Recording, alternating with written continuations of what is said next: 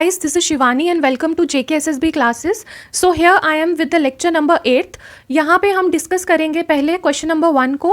Which of the following statement about Mohammad Abdullah Sheikh is not correct. अब यहाँ पे जितने भी क्वेश्चंस में नॉट करेक्ट इनकरेक्ट होगा मैं उसको रेड मार्क कर दूंगी ताकि हमारे सबकॉन्शियस माइंड में ये चीज़ फीड हो जाए, ताकि पेपर में नॉट वाला इनकरेक्ट वाला वो सब चीज़ें याद रहें. ठीक है.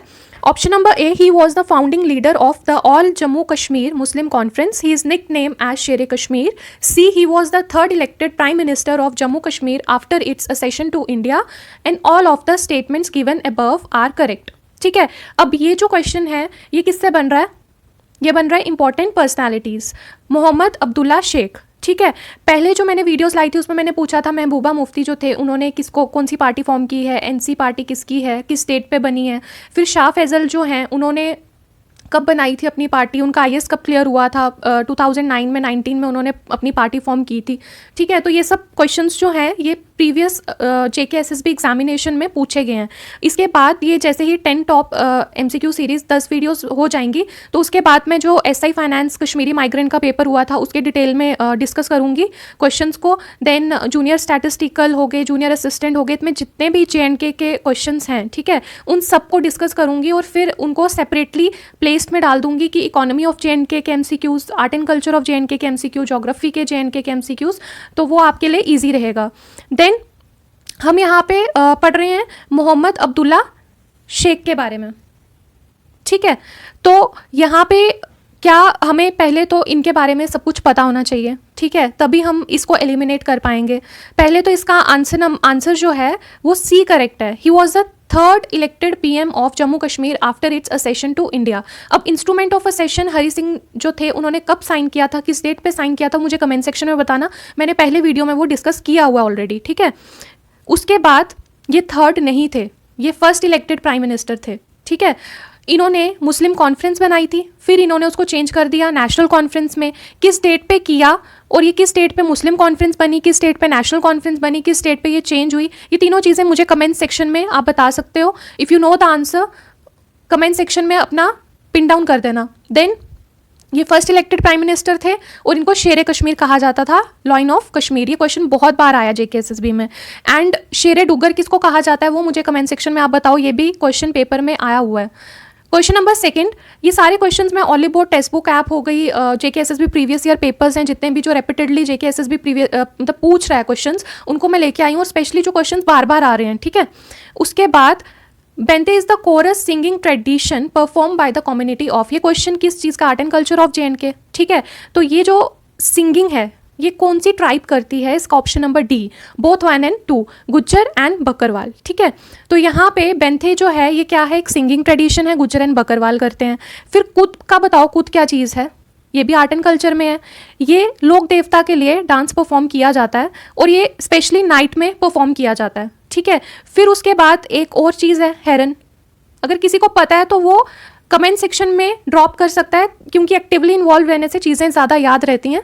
तो टाइप करोगे तो रिटेन रहेगा माइंड में for a long period of time. ठीक है. हेरन क्या है, ट्रेडिशनल थिएटर फॉर्म है. ये थिएटर फॉर्म है जो लोहड़ी फेस्टिवल में सेलिब्रेट होता है. I will surely improve. अभी मैं फिंगर से लिख रही हूँ बट स्लोली प्रोग्रेस करूँगी आगे. ठीक है. और अगर आपको कोई चीज़ मतलब आप चाहते हो मैं लेके आऊँ, प्लीज़ कमेंट सेक्शन में मुझे बताना. I will surely improve. ठीक है. उसके बाद कारक.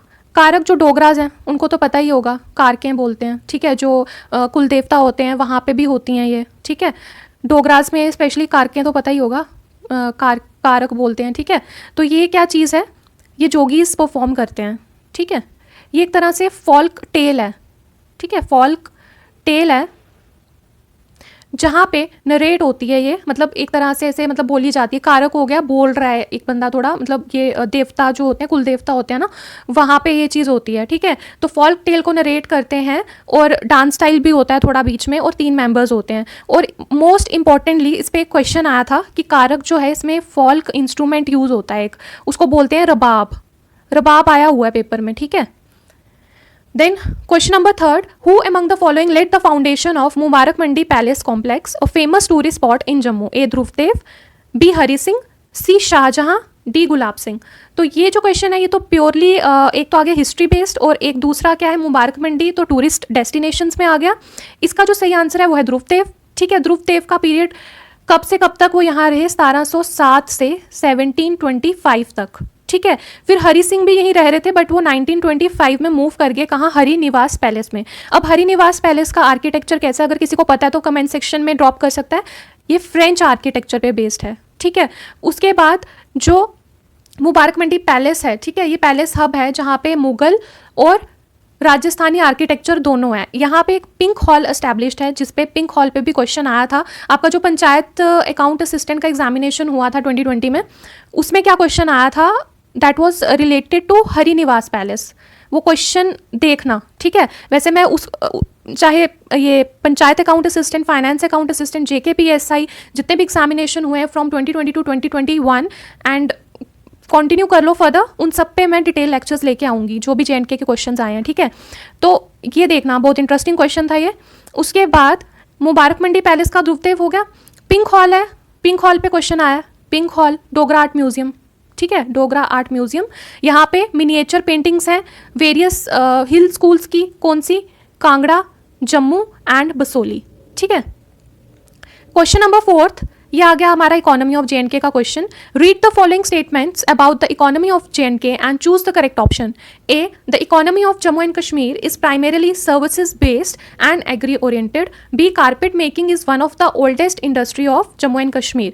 तो यहाँ पे इसका जो सही आंसर है दैट इज डी, दोनों सही हैं ये, ठीक है। इकोनॉमी ऑफ JNK जो है, ठीक है, इसमें प्राइमरीली जो मतलब चीज़ सर्व की जाती है सर्विसेज ही हैं, क्योंकि एग्री से इतना इकोनॉमी नहीं जनरेट हो पाता है, क्योंकि एग्रीकल्चर में क्या होता है, घर के बंदे लगे हैं, तो मतलब एक होता है कि आपको पेमेंट नहीं मिलती आप जब अपने ही घर में काम करते हो, तो ठीक है। तो इकोनॉमी कैसे जनरेट होगी, सबसे ज़्यादा जो JNK की इकोनॉमी है ना, इंटरनेशनल मार्केट, एक तो कारपेट का आ जाता है, ठीक है, एक हॉर्टिकल्चर जो है ये 8,000 से 9,000 और 7,000, 8,000, 9,000 करोड़ के इंटरनेशनल मार्केट है हॉर्टिकल्चर की, कारपेट मेकिंग की, ठीक है। तो ये दोनों सही हैं। और जो कारपेट मेकिंग है ना, ये की इकोनॉमिक एक्टिविटी है हमारे यूटी की इकोनॉमिक एक्टिविटी। ये भी आ सकता है क्वेश्चन की इकोनॉमिक एक्टिविटी कौन सी है, तो उसमें कारपेट मेकिंग एक डाल दिया होगा ऑप्शन, ठीक है। तो ये सारी चीज़ें पता होनी चाहिए ताकि आप सही से एलिमिनेट कर सको। Then question number 5, the 40-day Chillai Kalan the most severe part of the winter in Kashmir is followed by which of the following period. अब ये सब ऑडिटर एग्जामिनेशन जो स्टैटिक पेपर्स थे ना, स्टैटिस्टिकल असिस्टेंट हो गया, मतलब स्टैटिक पोर्शन ज़्यादा आ रहा था उनमें। JKPSI में थोड़ा अलग टाइप का आ जाता है, बट ये जो होते हैं लेवल पे जिनका कम होता है ना पोस्ट का, उसमें स्टैटिक ज़्यादा आता है। तो ये आ गया 40-day Chillai Kalan the most severe, इसमें 4 आते हैं, ठीक है। मैं अभी आपको बताऊँगी 3, 4th आप मुझे खुद बताओगे, और वो 4th पेपर में भी आया बहुत बार। अब यहाँ पे ये पूत, नगमा और बड्डी, ये तो कुछ नहीं है, ठीक है। तो इसका आंसर है बी, चिलाए खुर्द, ठीक है। पहले आ गया चिलाए कलान, ठीक है। ये कितनी देर के लिए होता है, 40 डेज के लिए, और इसका duration very very important, December 21 से January 31, ठीक है। ये मैं बोल रही हूँ, आप नोट डाउन कर सकते हो। देन चिलाए खुर्द, खुर्द आता है, इसको फॉलो करता है 2nd नंबर पे। ये आता है, खुर्द हो गया स्मॉल कोल्ड, ठीक है, स्मॉल कोल्ड। तो ये आता है January 31 से, इसी को फॉलो कर रहा है बैक, ठीक है, January 31 से Feb 19। देन चिलाए बच्चा हो गया ना, baby cold. 3rd one is Chillai baby cold, वो आता है फिर February 20 से November 2 तक। Feb 20 से, रुको एक सेकेंड, Feb 20 से November 2 तक। तो ये आता है चिलाए बच। अब जो चौथा वाला है ना, वो आप मुझे बताओगे कमेंट सेक्शन में, वो मैं अपने लेक्चर्स में डिस्कस करूंगी, ठीक है। Question number 6, which of the following is the most commercial variety of apple in Jammu and Kashmir? A, Super Chief, Red Delicious, Amri Red Apple, Oregon Spur। कौन सा है? अगर किसी को पता है तो वो ओपनली कमेंट कर सकता है कमेंट सेक्शन में। यहाँ पे आ गया ये क्वेश्चन किसका, ये इकोनॉमी ऑफ JNK से। इसका आंसर है बी, रेड डिलीशियस। इकोनॉमी से भी रिलेटेड है, डिस्ट्रिक्ट से भी रिलेटेड है, ठीक है। कौन सी डिस्ट्रिक्ट किस चीज़ के लिए फेमस है, कौन सी डिस्ट्रिक्ट में क्या सबसे ज़्यादा पाया जाता है, ये सारी चीज़ें बहुत इंपॉर्टेंट हैं। तो रेड डिलीशियस, यहाँ पे हम देखेंगे कि जो बारामूला रीजन है, पामपुर किसके लिए फेमस है ये बताना, पुलवामा किसके लिए फेमस है ये बताना कमेंट सेक्शन में। मैं आने वाले लेक्चर्स में सब कुछ डिस्कस करूंगी, बट अभी आप मुझे ये बताते जाओ कमेंट सेक्शन में। Baramulla is famous for what, is the largest producer of Apple, ठीक है। और ये जो है ये कॉमर्शियल वेराइटी है, रेड डिलीशियस जो है ये कॉमर्शियल वेराइटी है, इकॉनमी जनरेट होती है इससे बहुत ज़्यादा। और जो हॉर्टिकल्चर इंडस्ट्री है ना, ये 8,000 से 9,000 crore, not 7,000 is not included, 8 से 9,000 करोड़ की इकॉनमी जनरेट होती है इससे। और जो कश्मीर है ये 75% प्रोड्यूस करता है एप्पल की जो प्रोडक्शन होती है, ठीक है। Question number 7, which ruler of Kashmir is regarded as the Samudragupta of Kashmir? A Lalitaditya, Maharaja Avanti Varman, Pravar Sen two, Durlabh Vardhan. अब ये प्योरली हिस्ट्री बेस्ड क्वेश्चन है। यहाँ पे आप मुझे दुर्लभ वर्धन, परवर सेना टू के बारे में कमेंट सेक्शन में बताओगे कि इनका कब से कब तक रूल रहा है, ठीक है। एक्टिवली इन्वॉल्व रहना है, ठीक है। Grow together and learn together. उसके बाद coming back to the question, यहाँ पे क्या आंसर होगा इसका? इसका option number A Lalitaditya Muktapida. कौन सी डायनेस्टी में थे ये? कारकोटा डायनेस्टी में थे ये, ठीक है, कारकोटा डायनेस्टी में। और 12th सेंचुरी में, जो मैंने अपनी पिछली एक वीडियो लेक्चर जो वहाँ पे भी मैंने अपलोड किया है, हमने जॉब अपडेट 99 जो चैनल है उस पर मैंने ये क्वेश्चन डिस्कस किया था कि जो कल्हान है उन्होंने अपनी राजतरंगिणी कब लिखी थी? तो वहाँ मैंने बोला था 14th सेंचुरी में। तो ये जो पीरियड है ना, ये 12th सेंचुरी से 14th सेंचुरी का माना जाता है। तो 12th सेंचुरी भी ले सकते हो, 14th सेंचुरी भी ले सकते हो, ठीक है।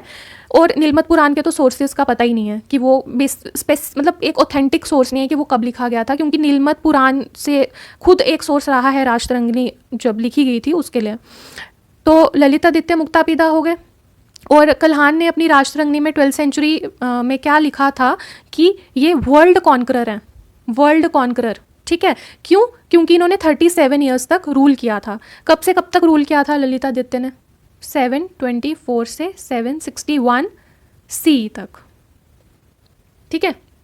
और यही वो इंसान थे जिन्होंने अरब्स को ब्रेक किया था, कहाँ पे? सिंध में, ठीक है। Question number 8, in which of the following year was the resolution pass to abolish the institution of the hereditary monarchy in Jammu and Kashmir? 1951, 52, 50 और 54। तो इसका क्या सही आंसर है? इसको कैसे याद रखेंगे हम? ये पॉलिटी ऑफ JNK से आ रहा है क्वेश्चन। इसका सही आंसर है अगस्त 21, 1952। अब मैंने कैसे याद रखा इस आंसर को कि आज़ादी कब मिली थी हमें? 1947 में। तो उसके 5 साल के बाद +5, ठीक है, 5 साल के बाद जो सदर रियासत की पोस्ट थी ना, सदर रियासत की पोस्ट, कौन थे इस पोस्ट पे? करण सिंह, ठीक है। सदर रियासत की पोस्ट थी जिस पे करण सिंह थे, उसको एबॉलिश कर दिया था आज़ादी के 5 साल बाद। 5 साल बाद कितना? 1952। एंड स्पेसिफिकली कभी ऐसे ना आ जाए अगस्त 21, तो ये याद रख लेना, ठीक है। देन अगर आपको मेरे सेशंस पसंद आ रहे हैं तो please keep supporting me, my channel, और हमारा एक और जो चैनल है जॉब अपडेट 99 करके, वहाँ पे भी हम लेक्चर वीडियोज़ अपलोड कर रहे हैं। एंड हम चाहते हैं कि हम अच्छे से अच्छा कंटेंट आपको प्रोवाइड करें। तो please support us and do like, share and subscribe. And I am highly grateful to everyone who is part of my journey.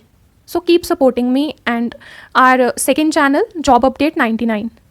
उसके बाद question number 9, what was the amount allocated to Jammu and Kashmir under the first 5-year plan 1951 से 56 में, ठीक है। क्या चीज़ है ये? Question number 9 ये आ गया हमारा थोड़ा इकोनॉमी का क्वेश्चन, ठीक है। तो यहाँ पे जो ऑल इंडिया प्रोग्राम था, तो गर्मी इतनी ज़्यादा है और फ़ैन वगैरह सब बंद रखना पड़ता है ना। ऑल इंडिया प्रोग्राम, ठीक है, ऑल इंडिया प्रोग्राम के अंडर कब? 1951 में, इस साल में, ठीक है। जो स्टेट थी JNK की, वो 5-year प्लान में जो लाया उन्होंने, उस पर जो लागत, जो उनको अमाउंट मिला था, वो कितना है? Option number B is the correct answer, 1274.15 lakh, ठीक है। इतना अमाउंट एलोकेट हुआ था। ऑल इंडिया प्रोग्राम जो है उसके अंडर 1951 में जो प्रोजेक्ट था, जो JNK मतलब सेंट्रली स्पॉन्सर्ड और सेंट्रली सेक्टर, 2 स्कीम्स होती है ना, वो स्कीम्स क्या होती हैं, क्या डिफरेंस होता है, वो मुझे बताना आप कमेंट सेक्शन में। मैं सब कुछ डिस्कस करूँगी आने वाले लेक्चर्स में, ठीक है। तो ऑल इंडिया प्रोग्राम में 1951 में, ठीक है, 5 साल का जो ये था 1951 से 56 का 5-year प्लान, उसमें इतना अमाउंट एलोकेट किया गया था।